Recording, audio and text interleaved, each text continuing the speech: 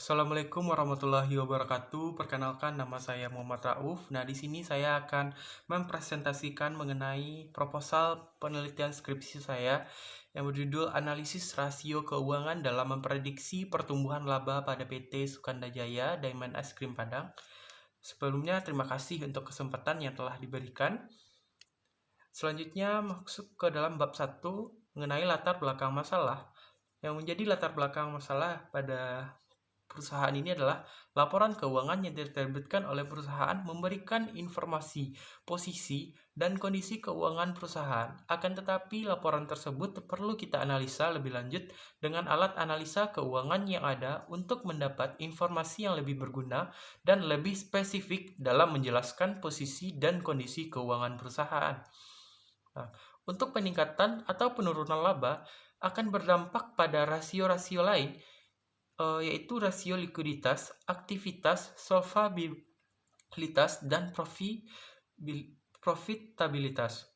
Nah, keempat rasio ini akan sangat berguna bagi pihak manajemen dalam melaksanakan kegiatan operasinya atau kegiatan perusahaan, terutama dalam melakukan perencanaan dan pengambilan keputusan jangka pendek maupun jangka panjang yang berguna untuk mengatasi kesulitan persediaan bahan baku. Nah, untuk melihat kinerja suatu perusahaan, maka pihak yang berkepentingan harus mengetahui kondisi keuangan suatu perusahaan tersebut yang terdiri dari neraca, laporan, perhitungan laba rugi, laporan arus kas, serta laporan perubahan modal.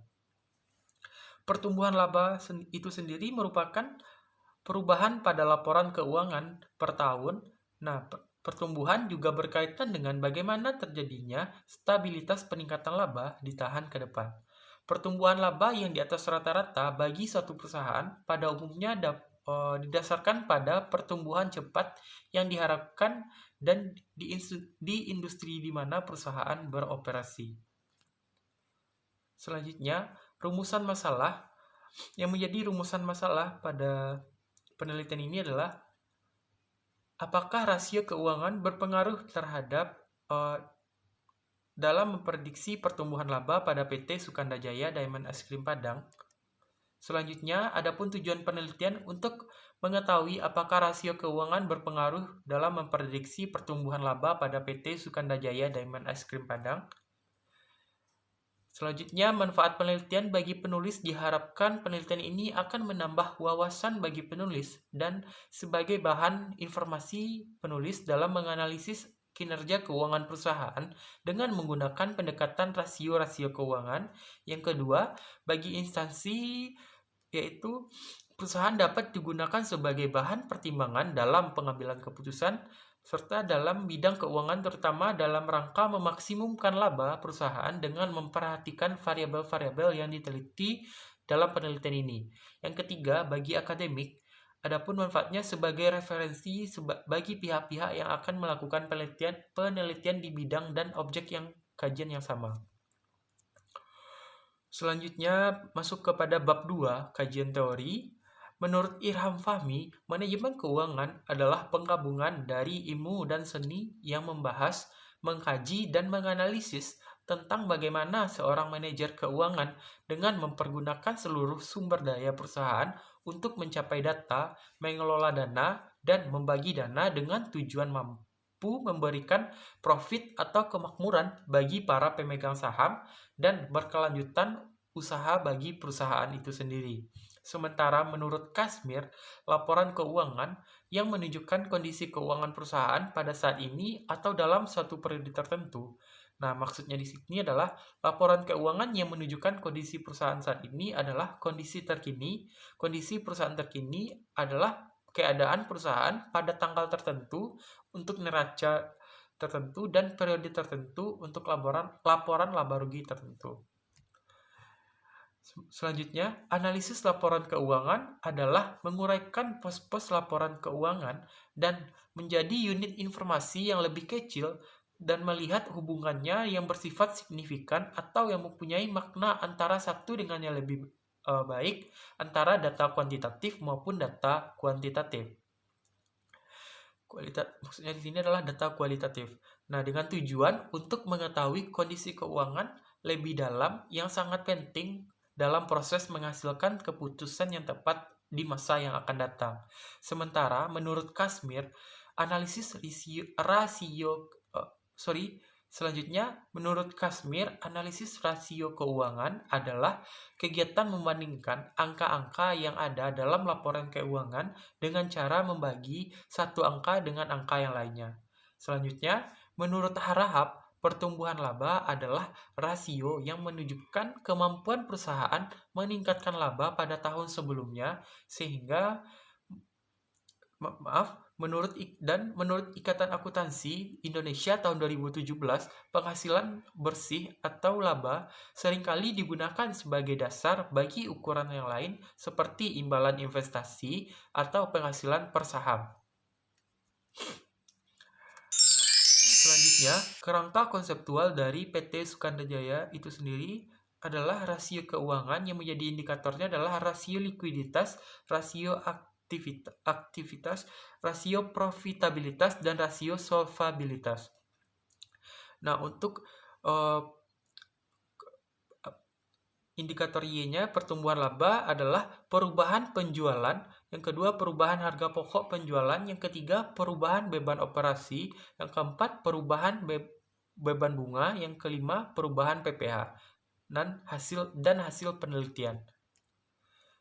Selanjutnya, hipotesis. Di sini dikatakan sementara karena jawaban yang diberikan baru berdasarkan teori yang relevan, jadi belum didasarkan fakta-fakta yang empiris yang diperoleh melalui pengumpulan data atau kuesioner, dan berdasarkan rumusan masalah yang telah dikemukakan, maka diajukan satu hipotesis yang mana diduga analisis rasio keuangan berpengaruh signifikan terhadap pertumbuhan laba. Selanjutnya, bab 3, metode penelitian. Poinnya yang pertama ada desain penelitian. Desain penelitian yang digunakan adalah metode kuantitatif, yang mana penelitian kuantitatif itu sendiri merupakan penelitian berupa angka dan analisis menggunakan statistik. Metode penelitian kuantitatif karena pelaksanaannya meliputi data yang berupa angka atau data berupa kata-kata, kalimat yang dikonversi menjadi data yang berupa angka tersebut kemudian diolah dan dianalisis untuk mendapat suatu informasi ilmiah di balik angka-angka tersebut. Yang kedua, definisi operasional variabel, yang mana dalam penelitian ini akan digunakan dua variabel, yaitu variabel dependen dan variabel independen.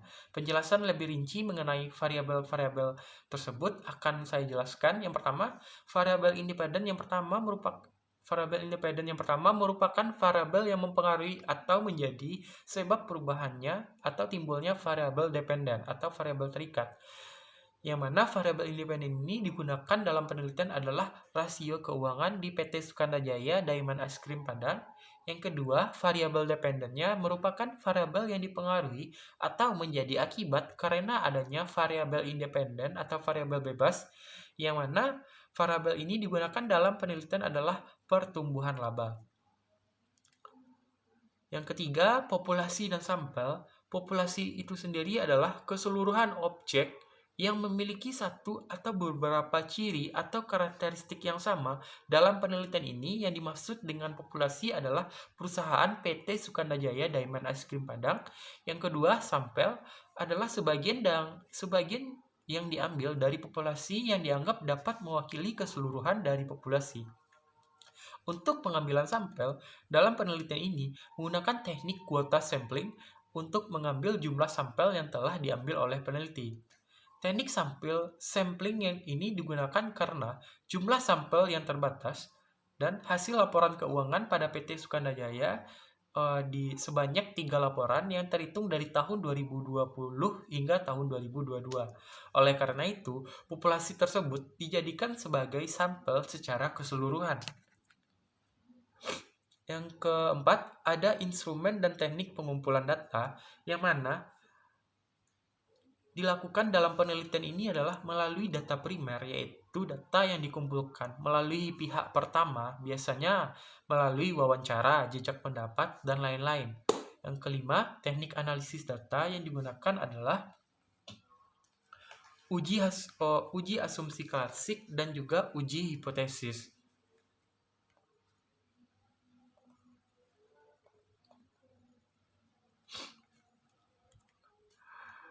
Baiklah,